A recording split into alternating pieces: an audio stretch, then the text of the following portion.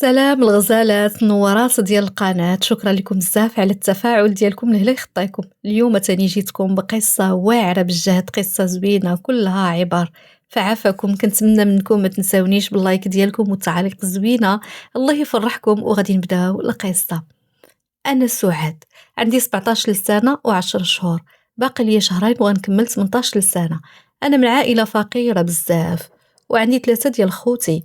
هادي واحد 15 اليوم تقدم لي واحد العريس لاباس عليه بزاف، سميتو طارق، هو راجلي حاليا. طلب من عائلتي نتزوجوا بالزربة، ما عندناش لاش نطولو. ملي سولوه قال لهم عايش بوحدي ومحتاج لي يونسني ويعمر عليا الدار، لدرجة أنني تخطبت منه ودرنا العرس في يومين. وبطبيعة الحال جاب لي أحسن خاتم، عطاني صداق غالي، وعنده فيلا رائعة كبيرة عمري كنت كنحلم بها. ولكن اللي محيرني هو هاد الزربة هادي، وبالضبط علاش يختار وحدة فقيرة بحالي وهو غني. جلست أنا هو سولني شحال في عمرك، قلت لي 17 سنة و10 شهور. قال لي امتى غتكملي 18 سنة بالضبط؟ قلت له دابا شهرين. قال لي عارف كنقصد التاريخ ديال ميلادك امتى؟ قلت ليه نهار 20 شهر 11. وهو يبتسم فرح وما عرفتش علاش فرح. ما بغيتش نحكر، صافي مشى بحالته. وما يجيو لعندي ماما وبابا بالليل قالوا لي عرسك غدا. تصدمت وقلت لهم كيفاش غدا؟ هو يلا خطبني اليوم، نخلي بعدا غير حتى نعرفوه ونسولو عليه. قالوا لي لا. ما فهمت انايا والو، حسيت بهم باللي بغاو غير يتهناو مني، ودي هي الفرصه المناسبه. بقيت كنفكر وقلت ممكن ياخدني يقتلني يبيع اعضائي. ملي كنتفكر الراجل اللي جاب معاه وكيفاش هضر عليه، واحد الانسان محترم بزاف وثقه، قلت لا غير شكيت فيه. بقيت شحال وانا كنفكر، فوت امري الله ونعست. فقت الصباح لقيتو جاي وجايب ليا كسوه ديال العرايسات زوينه بزاف وباينه فيها غاليه، والعدول في الدار، وكاين غير انا وهو والديا وخوتي وصافي. كتبنا العقد وجاو عندي عائلتي قالوا لي خاصك تمشي مع راجلك. شويه طارق جبد شانطه ديال الفلوس عطاها لبابا. هنا حسيت بيهم، باعوني. باعوني. سلمت عليهم ومشيت معاه، شدينا الطريق وصلنا للفيلا ديالو. كتحمق من برا ومن الداخل. باللي دخلنا استغربت، الحيوط كاملين اللي تما فيهم المرايات كبار، ما كاينش شي حيط ما فيش المرايه. سولته علاش هاد المرايات كاملين؟ قال لي كيعجبوه المرايات وكيعجبوه يبقى يشوف الزين ديالو. صافي انا ما حكرتش، وصلني البيت ديال النعاس. قال لي كنبغيك بزاف، وقال لي غادي تكوني معايا اسعد وحده، وقال لي سمحي لي لا قصرت في حقك. بصراحه من بعد الهضره ديالو حسيت براسي بخير، ونعست هذيك الليله وانا مرتاحه. فقت في الصباح ولقيته جالس حدايا شاد ليا في يدي كيشوف فيا. قال لي كنبغيك، داكشي علاش فقت بكري باش نبقى نتامل فيك. قال لي هذا هو الحب من اول نظره، ولا كل نهار وكل وقت اما فقت كنلقاه بنفس الطريقه. وكل نهار كيسولني اشحال باقي لك، شحال باقي من يوم. ايوا قلت يمكن كيهتم بيا وبغى يفرحني ولا كيوجد ليا شي مفاجاه. دازت 2 ديال السيمانات روعه معاه. من موراها ولا ديما كيخليني نعس وكيخرج بالليل، ما عرفتش فين كيمشي، وكيرجع عرقان وعيان وكله كيترعد. في الاول شكيت فيه باللي كيخونني، قلت ما حدي عايشه في هذا الخير كامل عادي. وحتى كون ما كنتش عايشه معاه مزيان ما عندي ما ندير. وحاج جاتني داك الحاله ماشي ديال شي واحد، كان مع شي وحده. بقيت كندخل وكنخرج في الافكار غير بوحديتي، وكنقرر بلي هاد الليله ملي غيخرج غنتبعو ونشوفو شنو كيدير. مع 12 ديال الليل ناض من حدايا وخرج، انا نط بشويه بلا ما يحس بيا وتبعته. لقيتو جالس على هيدوره ديال الجلد ديال شي حيوان قدام اكبر مرايه كاينه في الدار، كيشوف فيها مزيان مركز بحال متبع شي فيلم. وقفت انا موراه، بانت لي حاجه غريبه في المرايه. يلا غنغوت وهو يدور لعندي، وعينيه اللون ديالهم كلهم بيضين. البزبوزه ما كيناش. صافي تاني غيبت ما حسيتش براسي. ملي فقت لقيت راسي في بيتي ناعسه وراجلي طارق جالس حدايا، شد ليا في يدي وبين فيه متوتر بزاف. المشكل عيني عاديين ما فيهم والو. بديت كنستوعب داكشي اللي شفت، نصرت يدي منه وجلست دغيا، لصقت مع الحيط وانا خايفه منه. حاول يهدني وقال لي مالك. انا فقت مشيت نشرب، رجعت لقيتك سخفانه ياك لاباس؟ قلت ليه لا، ماشي هادشي اللي طرا. انا شفتك وانت جالس قدام المرايه وعينيك كلهم كانوا بويض وشكلك كيخوف. شاف فيا وبقى يضحك، بقى شحال وقال لي هادوك غير تهيؤات. وصلوا بك لهاد الدرجه؟ وبقى كيضحك. قال لي انت باينه عليك معصبه، انا غندير لك شي كاس ديال الليمون يخفف عليك. وناض يلا خرج مع الباب، دار لعندي وقال لي شحال باقي على عيد ميلادك؟ أنا ما كنتش مركزة، قلت ليه 23 يوم. قال لي لا حبيبتي 22 يوم.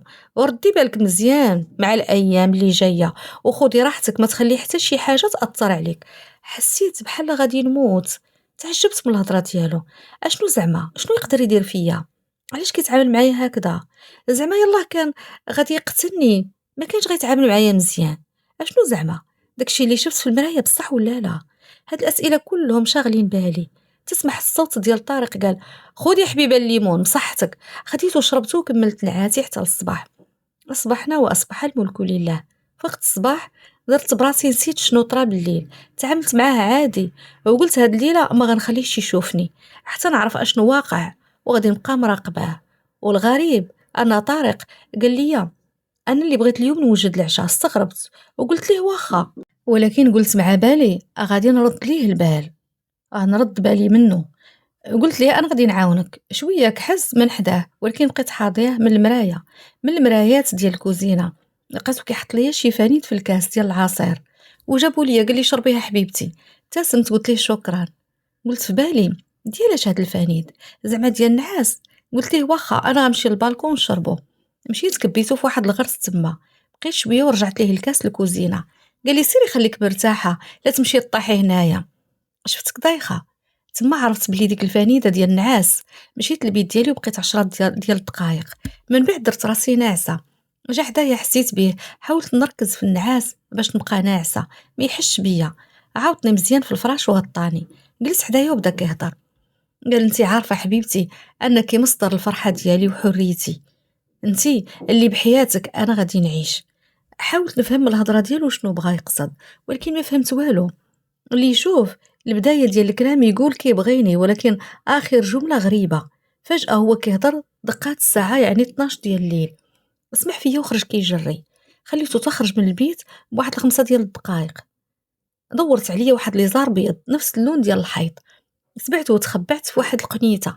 بقيت حاضيه. جلست نفس الجلسه ديال البارح، كيشوف في المرايه ومركز مزيان، وعينيه اللون ديالهم بيض.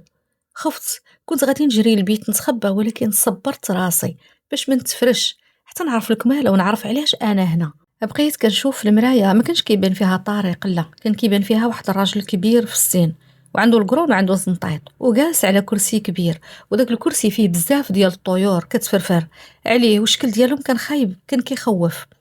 الارض اللون ديالها احمر، تقول بحال شعله فيها العافيه. وماشي غير هادشي، بزاف ديال البنات مربوطين بسناسل على الكرسي ديال داك الشارف ولا الشيطان، ما عرفش شكون هو. بانوا لي هاد البنات كاملين نفس المواصفات ديالي، نفس طولي تقريبا، شعر ديالهم قهوي بحالي، عينيهم خضر بحال عيني، البشره ديالهم نفس اللون البشره ديالي. وكاينه فيهم اللي طويله عليا وكاينه اللي قصيره عليا، يعني ماشي كلهم نفس الشخص، كل بنت بوحديتها، غير عندنا نفس المواصفات. بقيت كنحسب البنات، لقيت 9 على اليمين و8 على اليسار ديالو، وبلاصه اللي كانت خاويه فيها السلسله، ما عرفتش علاش، وكلهم كانوا كيبكيو وبدون صوت. فجأة الرجل الشارف بدا كيهضر والصوت ديالو غريب. قالوا: ياك طارق تاديها ولاو حتى بخبشه، هذه هي البنت اللي غادي تهنيك من الحبس اللي انت فيه، هذه هي الروح 18 اللي بها روحك غادي تتحرر. عندك تخليها تمرض ولا توقع ليها شي حاجه، رد بالك عليها، حاول تخليها ما تردش البال باللي انت كتجي لهنا وشنو كيطرا هنا. ونهار عيد ميلادها سير المكان المرصود وقدمها قربان. ما كنتش قادره نزيد نوقف على رجليا من بعد الهضره اللي سمعت، وليت كلي كنترعد. شديت في راسي بزز، وشفت راجلي طارق ساجد ليه وكيقول لي سمعا وطاعه. ناض قبضتها بجريه وحده البيس ديالي قبل ما يحصلني، درت راسي ناعسه مع انني كلي كنترعد. فقت الصباح فكرت بلي خاصني نهرب. فقت الصباح لقيت طارق كيف العاده شد لي في يدي وكيقول لي في الكلام الحلو، كنت خايفه منه بزاف، ما بغيتش نبين ليه. مشيت وجدت ليه الفطور وجدت ليه الحوايج ديالو، وقررت باش غير هو يمشي للخدمه وانا نهرب من هنايا. طارق افطر، لبس حوايجه وخرج، وانا مشيت بالزربه لبست حوايجي. جيت خارجه ونلقى الباب مسدود.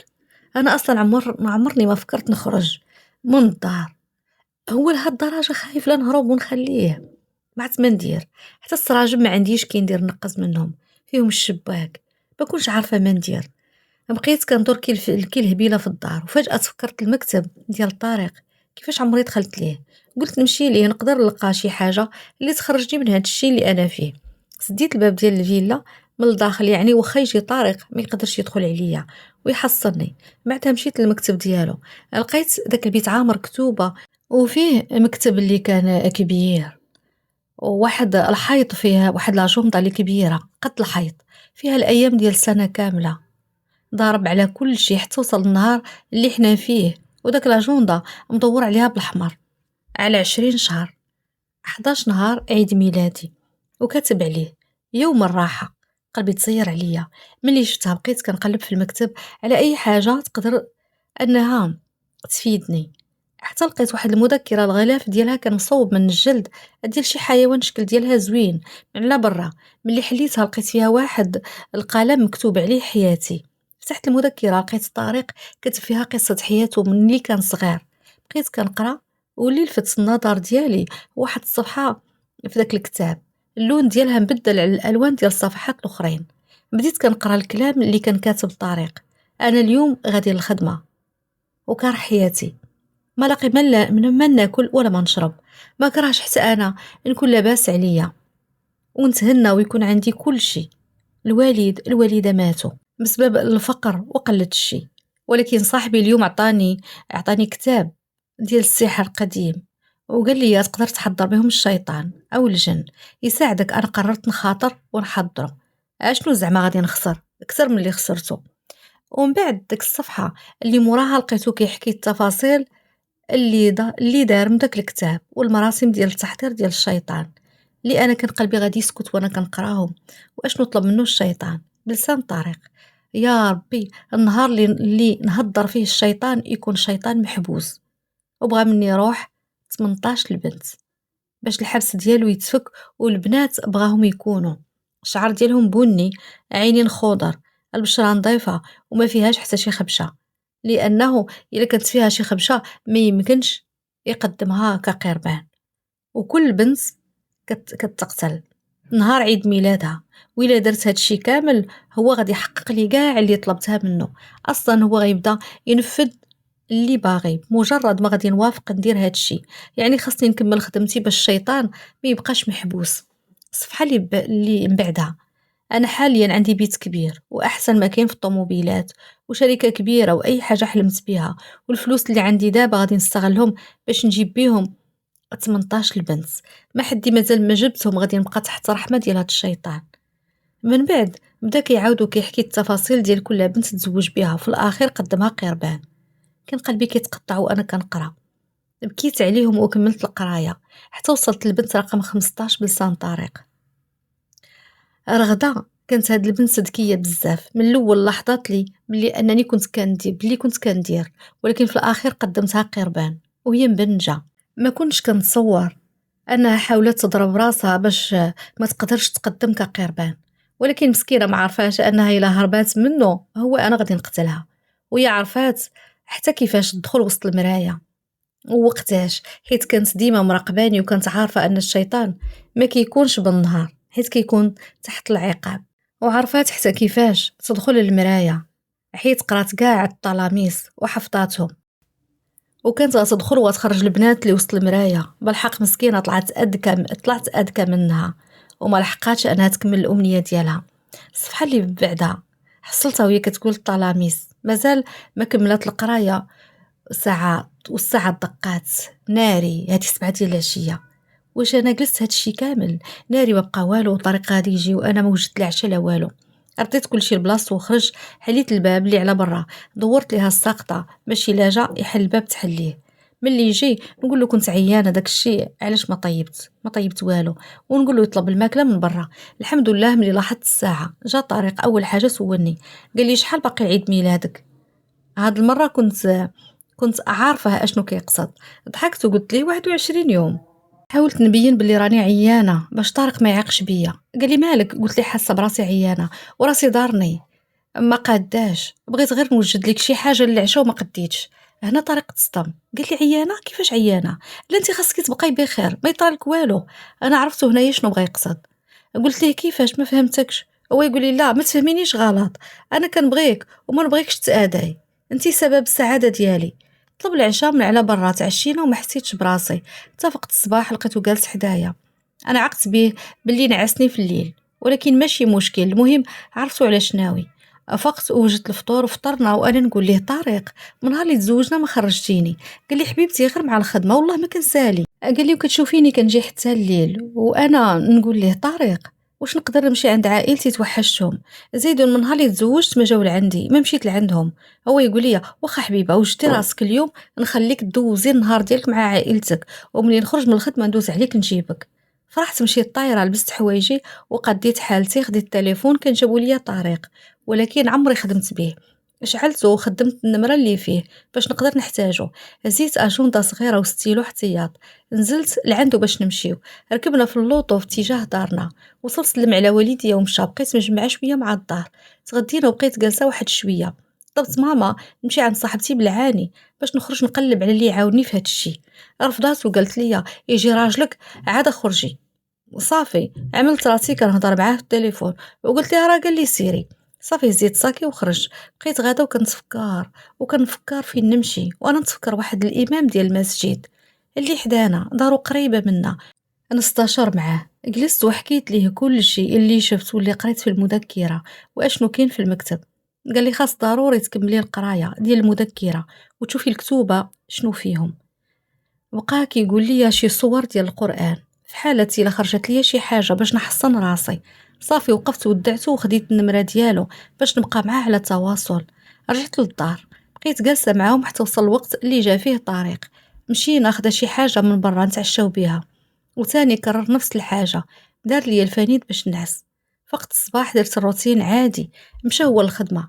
جمعت الدار، طيبت العشاء واخا باقي الصباح باش ناخد راحتي وما يعيقش بيا. سديت الباب ودخلت المكتب. كانت ساعة الوحدة، ديك الساعة الوحدة يعني الظهر.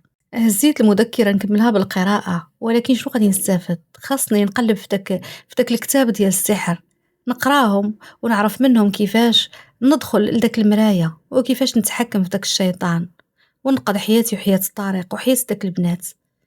تفكرت الهضرة ديال الرفقي وأنا نكمل المذكرة بالقراءة، وفهمت منها باللي صاحب طارق أعطاه جوج ديال الكتوبة ديال السحر. الكتاب الأول طريقة تحضير الشيطان والجن، والكتاب الثاني الطريقة ديال التخلص من الشيطان. فرحت ملي قريتها وعرفت بلي عندي واحد الأمل. كملت القراية وأنا نعرف بلي طارق خبع الكتاب الثاني. من نهار اللي عاقت به رغدة أنا الدنيا دارت بيا، وقلت أوف، ما حسيت براسي لقيت الحل. كان متوقف لي شي حاجه في طريقي. صافي نقرا الكتاب الاول، نحضر شي جن يساعدني. لا اويلي واش تسطيت يا سعاد؟ باغا تحلي مشكل بمشكل كبر منه، خاصني نقلب على الكتاب. قلبت المكتب كامل والو ما لقيتوش. والساعه دابا 5 ديال العشيه وما بقى الوقت والو، ما بقاليش بزاف فين غادي يكون مخبى هذا الكتاب. ويطيح في بالي ديك اللقطه اللي كنشوف في جميع الافلام، ديما كيكون عندهم لوحه موراها خزانه. كانوا في المكتب جوج ديال اللوحات للاسف ما كاين موراهم والو. وانا نقول علاش لي ما نشوفش المرايه؟ تقدر تكون موراهم شي حاجه. بديت كنقلب موراهم وانا نلقاه. فرحت بزاف ملي لقيته، ولكن كيف العاده الفرحه ديالي ما كملاتش. الخزانه كتحل بالبصمه ديالو. وكلت امري لله ورديت المرايه لبلاصتها. خرجت من المكتب، حيت الذكرو من الباب. كانت 7 ديال العشيه ديك الساعه. مشيت سخنت العشاء، طفيت عليه باش ملي يجي طارق يلقى الماكله باقا سخونه وما يعيقش بيا. ولكن ضروري خاصني شي طريقه نجيب بها البصمه ديالو. انا مازال كنفكر وي الباب تحل. طارق جا، وهاد النهار ما خلى ما جاب ليا معاه. جاب ليا الحوايج جداد والشكلاط اللي كيعجبني، واحد السنسله وبراسلي كادو. وفعلا هاد الراجل امره غريب. مهما هو باغي يتهنى مني، علاش كيتعامل معايا هكا؟ اللي شافو يقول راه كيبغيني. هو كيسولني شحال باقي عيد ميلادي. قال لي شحال باقي لعيد ميلادك؟ هاد المره بستو قلت ليه 18 اليوم. كنحاول نبين ليه راني طبيعيه وما عايقه بوالو، فرحانه معاه. بغيت نحط العشاء، قال لي لا حبيبتي انا نحطو خليك ليا مرتاحه. عرفتو غادي ينعسني ولكن ما بغيتش نعس. بغيت ناخد البصمه ديالو، ولكن خفت محيت الشيطان كيكون في الليل، خفتو يشوفني. جاب لي عشاء وتعشينا وشربت العصير كيف العاده. نعست وفقت الصباح بحال كل نهار نفس السؤال. سولني شحال باقي لعيد ميلادك؟ قلت ليه 17 اليوم. لقيتو موجد الفطور فطرنا، ولكن طارق ما وجدش راسو. سولتو واش ما خدامش، قال لي بغيت ندوز معاك النهار. الصراحه عجبتني الفكره مزيانه يبقى معايا في الدار. بحال هكذا في الغدا غادي نعسو، غادي ناخد البصمه ديالو واللي ليها ليها. فطرنا وبقينا جالسين كنتذاكروا. قلت انايا لطارق غادي نوض نوجد شي حاجه للغدا.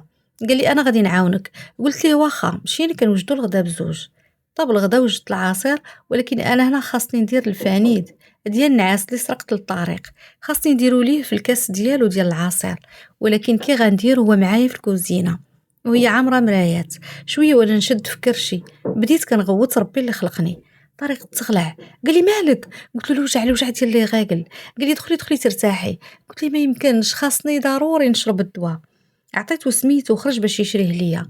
انا درت الدواء ديال النعاس في الكاسه ديالو ديال العصير، وحطيت كلشي فوق الطبله ورجعت جلست. شديت في كرشي وكندير راسي كنتوجع، وهو يدخل طارق وفي يدو الدواء.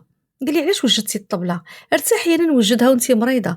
قلت ليه ما بغيتش نعذبك، وزيدون غير نشرب الدواء غادي نولي بخير. شربت الدواء وتغدينا، وانا نقول ليه حاسه براسي عيانه بزاف، غنمشي نتسكى في البيت شويه.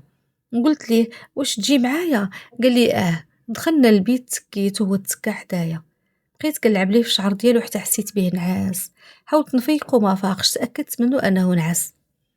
دابا بقى ليا غير ناخد البصمه، ما عرفتش شنو ندير.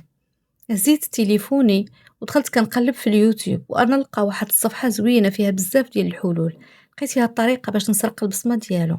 جبت العكار والسكوتش.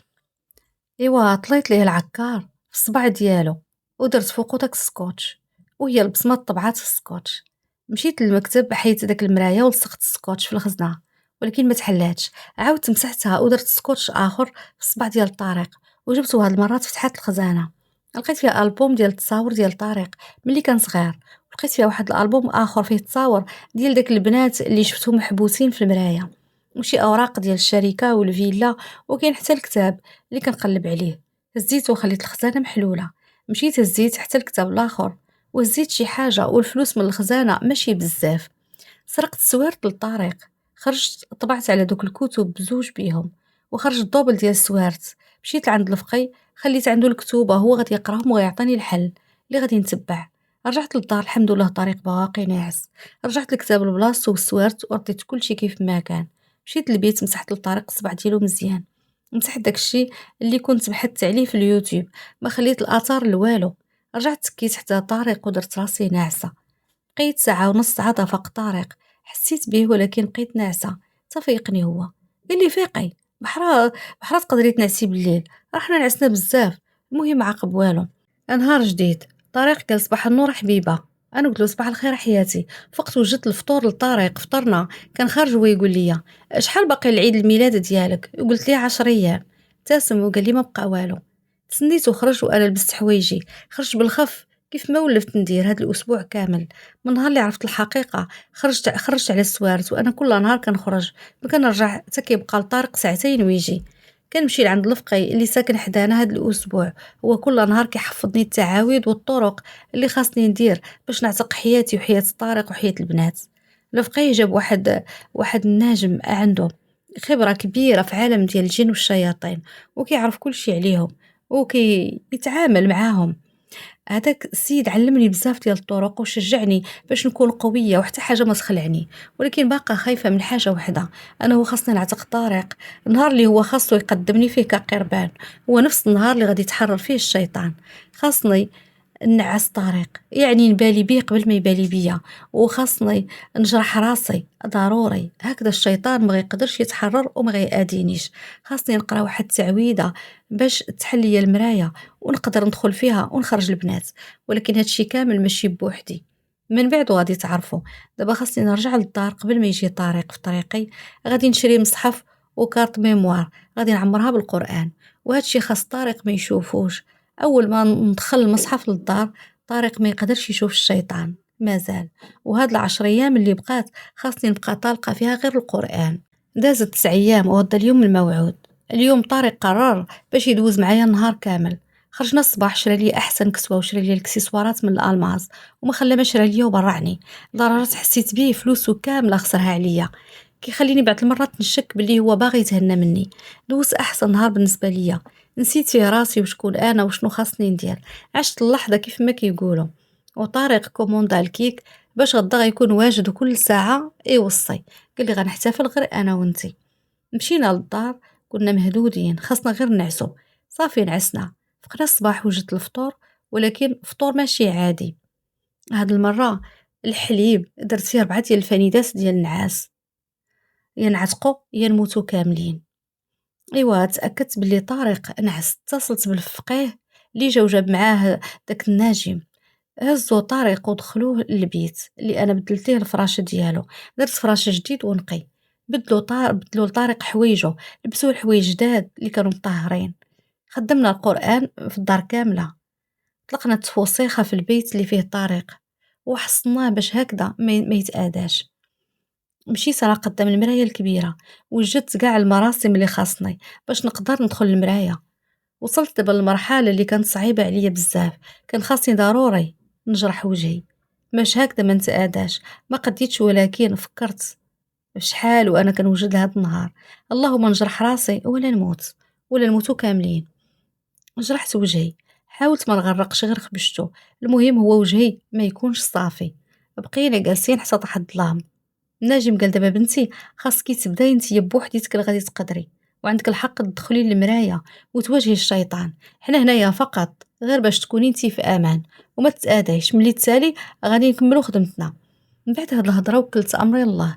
جلست وربعت رجلي وبديت كنقرا في داك التعاويذ. هو يبان لي الشيطان. حاولت نحافظ على الهدوء ديالي. تحلات المرايه تما قال لي الفقيه وقفي ودخلي ليها. وقفت باش ندخل ويقول لي بلاتي حزمي حزم لي في يدي واحد الخيط فيه واحد الخميسه، واحد الكموسه، ما عرفتش شنو فيها. قال لي هذا غادي يحميك، ما غيخليش الشيطان ياثر عليك. قلت بسم الله توكلت على الله ودخلت. كان لقى الغرض اللي دخلت عليه مشى وكل شيء تحطم لدرجه ما قدرتش نشوف داك المنظر كاع. داكشي اللي خططت ليه تضرب في الزيرو. الشيطان طلع قوي واكثر من اللي كنت كنتصور. ملي دخلت للمرايه تصدمت من داك المنظر اللي كنت شفت. كان داكشي في الارض كيقطر من الفوق. ملي هزيت راسي ما قديتش نشوف داك المنظر، بقيت غير كنغوت وخرجت بالزربه. وصلت لحدا الفقي وسخفت، ما عقلتش على راسي. ملي فقت لقيت بلي داز نهار على هاد الشي. عاد بديت كنستوعب. ملي دخلت المرايه لقيت البنات معلقين وكانوا مقتولين بواحد الطريقه وحشيه ما تقدرش تقبلها العين. فقت لقيت حدايا الفقي اللي كان كيقرا القران، وملي سالا شرح ليا بلي داك الناجم قدر يهنينا من داك الشيطان، ولكن غير بنسبه 50%. يعني داك الشيطان ما يرتاح حتى يسالي ويدمرنا. سولت على طارق قال لي الفقي بانه طارق ملي فاق ما قدرش يتقبل الامر، بالخصوص انه وصل للمرحله الاخيره بلي جاتو الصدمه. ما بقى لا كيهضر ولا كيتمشى. لمت راسي بزاف، قلت كون غير قتلني وما طراش في هاد الحاله. ما قدرتش نشوفه في داك الحاله. ما بغيتش نبقى غير ناعسه، بالخصوص ملي الفقي صافي غادي يمشي في حالاته. وقال لي ردي بالك وديما القران في الدار. واول مره نشوف الحيوطه ديال الدار.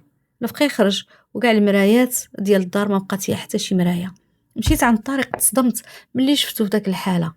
بقيت معاه معاوناه، كنجيب ليه الطبيب للدار، كنديه للترويض وكيهضر معاه باش يخرج من داك الصدمه اللي فيها. دازت شهرين، طارق ما تبدل فيه والو. اليوم غيجي لعندو الطبيب، واحد اخر يشوف الحاله ديالو. صونا ليا في الباب، غيكون غير الطبيب.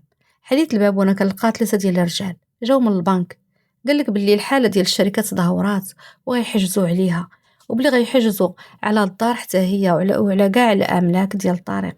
وعطاونا المهله ديال 24 ساعه نخوي الدار. الصراحه الخبر نزل عليا كي الصدمه، ولكن حاولت نبقى قويه. ما عرفتش فين كان مخي وفين كان مخبي ليا كاع هادشي كامل. صافي غنمشيو للزنقه، خليها الماتة اللي بغاها كامله يخليها كامله. تسنيتهم حتى خرجوا ولا نجمع المجوهرات اللي شرا ليا طارق. خرجت بعتهم وزدت عليهم شي فلوس كانوا في الخزنه. شريت بارطما بسميتي وزيت راجلي وتحولنا ليها. ما بغيت نهز لا فراش لا حوايج. شريت كل شي جديد وبقات ليا شي حاجه ديال الفلوس. دخلت بها شركه في واحد المقاوله صغيره، وهنا بغيت نبدا حياه جديده ونعول على راسي ونداوي راجلي ونوقف معاه. الحمد لله، من نهار اللي جينا للدار جديده الحاله ديال طارق بدات كتحسن شويه بشويه بالمساعده ديال الراجل اللي معايا في الشركه اللي في العمل. هو الطبيب نيت اختصاصي في الحالات بحال طارق، وقدر أنه يعاونو بزاف.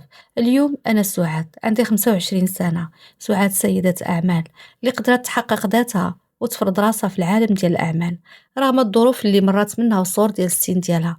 دازت 7 سنوات في هاد السنوات هادي قدرت نحقق ذاتي بالمساعدات ديال الشركة ديالي والزوج ديالي. الطريق اللي برا كليا وتعافى قدر يوقف على رجليه من جديد ونديرو شركة ديالنا، وهاد المرة بالجهد وبالتعب ديالو.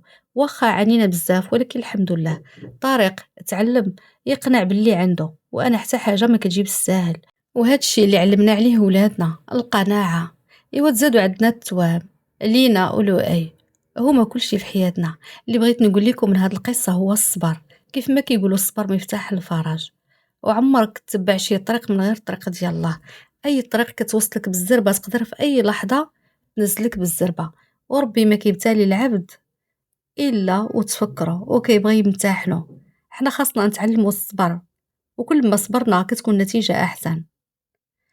هنايا كملت القصه، نتمنى تكونوا استمتعتوا معايا ونتمنى تكونوا خديتوا العبر. فعافاكم ما تنساونيش من لايك ديالكم وتعليق محفز.